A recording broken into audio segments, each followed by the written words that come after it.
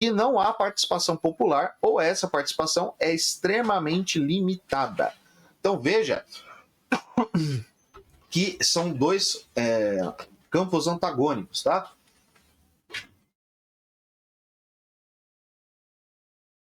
Então, gente, a gente vai falar um pouco do contexto que foi estabelecida a ditadura militar, tá? Então, esse contexto de Guerra Fria, dos dois campos ideológicos ali, sendo muito importantes, tá? Nessa época, vai ganhar um líder populista chamado Jânio Quadros. O Jânio Quadros, que vai ficar famoso pelo hit dele Varre, Varre, Vassourinha, que vai ser a mesma campanha que o Collor vai fazer depois, né? O Caçador de Marajás, coisa do tipo. Então, o que vai acontecer? Ele vai prometer acabar com a corrupção. Já ouviram esse papo em algum lugar, gente? Isso aí é uma coisa que a gente não ouve todo dia no Brasil, né? Mas ele vai prometer acabar com a corrupção. Ele vai...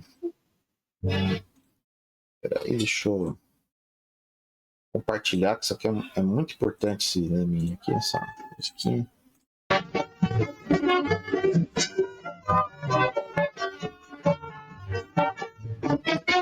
Varre, varre, varre, varre, varre, vassourinha. Varre, varre, a bandeira. O meu povo já está cansado de sofrer dessa maneira. Jânio Quadros, a esperança desse povo abandonado. Leis importantíssimas, né? Que só fizeram chacota dele mesmo, né? O que o Jânio Quadros vai fazer? Ele vai renunciar, alegando que forças ocultas estavam tramando contra ele, né? O que vai acontecer, gente? Que todo esse contexto de Guerra Fria, ele vai ser muito importante, por quê? Porque o Brasil, apesar de ele estar alinhado, entre aspas, com os Estados Unidos, ele vai dar medalha para o Che Guevara, por exemplo. Então, são coisas absurdas, né? Por exemplo, quando o Jânio ele renuncia, o vice dele vai estar na China comunista, né? Na China em plena revolução ali, e ele vai visitar, vai fazer toda aquela lambeção do mundo comunista, né? Da tirania do Mao Tse Tung, e ele vai conseguir trazer um antagonismo enorme para o próprio Brasil.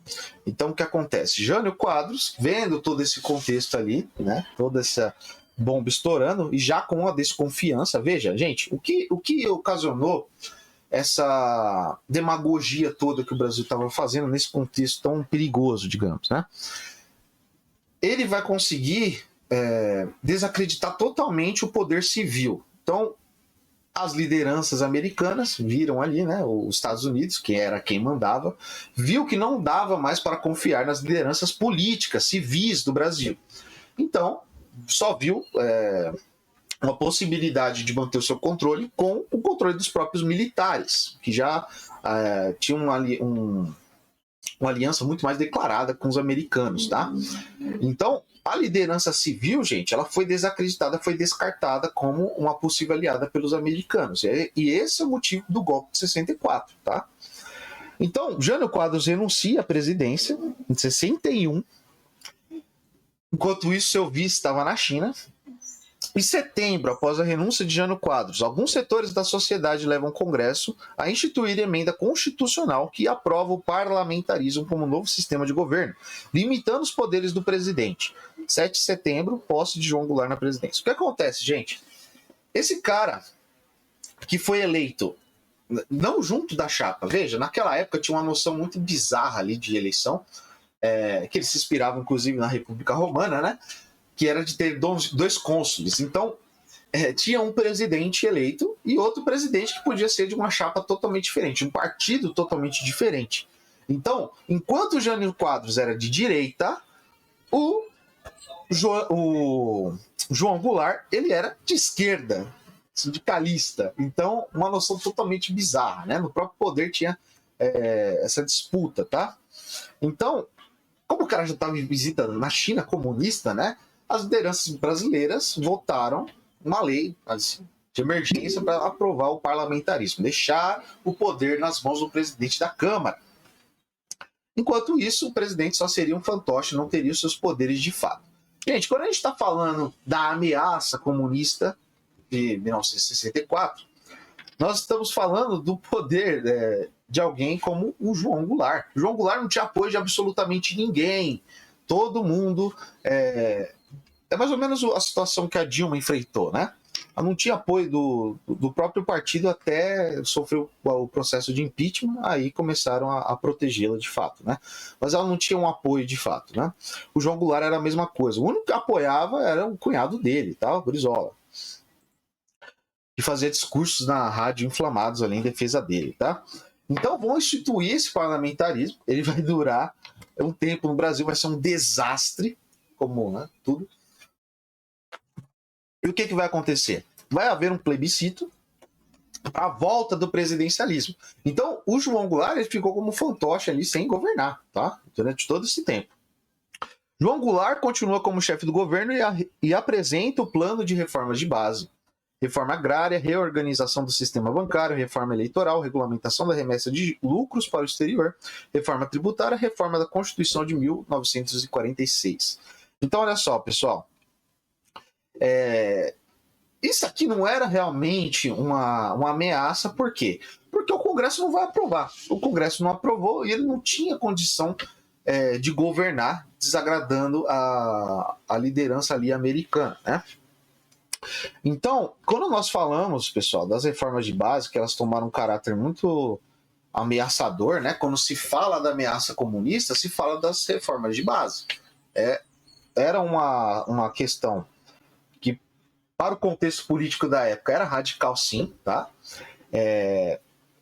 Só que não era uma ameaça de fato, porque não tinha condição de estabelecer isso, ele não tinha um exército do lado dele, não tinha um sindicato do lado dele, ele não tinha a indústria, os industriais, as oligarquias do lado dele, então não tinha capacidade de estabelecer essas reformas, gente. Então, quando começam, né, várias greves, tá? Ele vai também ser deposto, né? Cadê ele vai ser deposto, tá? No último momento, pessoal. Antes dele ser deposto, já não tinha condições mais de governar. Tá? Então, o golpe militar, ele vai ter esse contexto ali, muito importante, tá? Por quê? Porque a ameaça comunista, ela de fato ela não existiu, tá bom? E mesmo se tivesse existido ali representando o João Goulart, não ia ter condição de estabelecer, ele não tinha condição e apoio de ninguém, tá bom? Então vamos lá, oposição ao governo Goulart. A radicalização à direita e à esquerda inviabilizou o governo. O fracasso do plano trienal em deter a inflação provocou uma onda geral de greves, coordenadas pelos grupos de esquerda que cobravam do presidente uma ação verdadeiramente favorável aos trabalhadores. A direita, conseguindo a adesão da classe média, assustava-se com o crescimento da esquerda, que parecia o indício de uma revolução, e exigia a firme defesa de suas propriedades e seus lucros por parte do presidente, criticando a sua falta de autoridade. Veja que toda aquela questão da mídia vai ser muito importante, tá? Para desacreditar ainda mais. Mas era só questão de tempo desse cara cair, gente. Não era necessário ter um golpe militar que ficou 20 anos fazendo a supressão da democracia, tá? E acabando com todas as lideranças políticas, inclusive de direita e de esquerda. Ou melhor, as de esquerda se exilaram e depois voltaram com força, enquanto as de direita acabaram, tá? Então, por muito tempo, o debate político ele ficou restrito ali, tá? E vai ser muito da culpa dos militares que nós agora estamos retomando o debate político, agora estamos retomando a noção ali de democracia, de pertencimento, de debate público, né? Então, é um trauma ali que os próprios militares criaram, tá? Então, vai ter muito apoio da TFP, da tradição Família e Propriedade, se não me engano, né? Para fazer a marcha de Deus pela liberdade, né? Da família com Deus pela liberdade, que é a marcha, em proporção, gente, foi a marcha mais numerosa que já teve na história brasileira, tá? Vai ser a manifestação pública com mais habitantes, conforme aquela população que havia naquele momento, tá? E proporcionalmente a que mais teve. Então, vai ser organizado principalmente pelos católicos e vai ser feita essa marcha, tá? E ficou insustentável e foi só questão de tempo para os militares derrubarem ele pela força, né? E foi se isolar no Uruguai. Militares no poder. No dia 1º de abril, olha só, o dia da mentira, de 1964, João Goulart foi obrigado a exilar-se no Uruguai e o Congresso declarou vaga a cadeira presidencial. Em 2 de abril de 1964, o poder foi transferido para o Comando Supremo da Revolução. Uma junta militar composta por 3 membros que representavam o poder da Marinha, da Aeronáutica e do Exército Brasileiro. Após acordo com os partidos políticos, exceto o PTB, as eleições diretas foram marcadas para ocorrer em 1965. Enquanto isso, em 11 de abril de 1964, o Marechal Humberto de Alencar Castelo Branco assumiu a presidência da República. E aqui nós temos os nossos ditadores, né, que eram os ditadores presidentes ali da junta militar brasileira, tá? Então toda aquela noção volta novamente, lembrem-se daquela noção do positivismo, onde era o domínio dos técnicos, dos cientistas que deveria ser levado em conta. Então é isso que os militares vão fazer, eles vão suprimir totalmente o debate político no Brasil, a política não importa, eles põem lá os 2 partidos fantoche ali para eles, né?